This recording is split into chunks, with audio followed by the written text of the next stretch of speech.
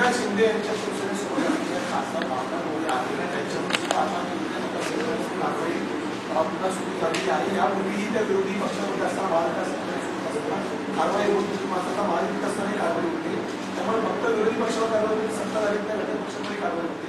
याचं कसं विश्लेषण आहे? सर असं दिसतंय सत्ताधारी पक्षावर कारवाई होत नाही. एक त्याच्यानंतर जिथं झालेली आहे ती सगळी गुंडाळून किंवा एक्झॅक्टली काय केलं माहिती नाही, पण त्याच्यावर कुठल्याही ॲक्शन नाही आहे.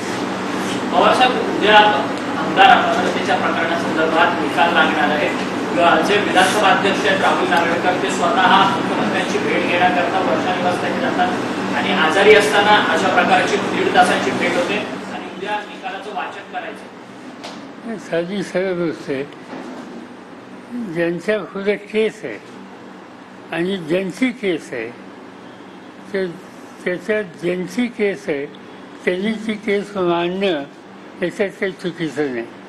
पण ज्यांच्यासमोर मांडली जाते आणि ज्यांचा निर्णय अभिप्रेत आहे तेच घ्यायचं.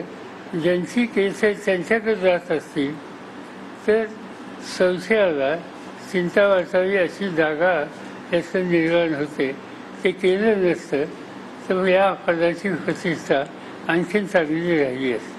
केंद्रामध्ये जर भाजपचं सरकार पुन्हा आलं नाही तर अजित पवारांसोबत गेलेले काही आमदार आहेत ते पुन्हा एकदा तुमच्याकडे तुमची माफी मागतील अशा संदर्भात राजेश टोपे म्हणाले तुमच्या टू द पॉईंट या कार्यक्रमात आणि त्या आमदारांच्या घालमेल सुद्धा त्याची चालू आहे. घालमेल चालू असेल ते मला माहिती नाही, पण असा निर्णय ज्यांनी घेतला त्यांच्या संबंधी आमच्या पक्षात काही विचार नाही.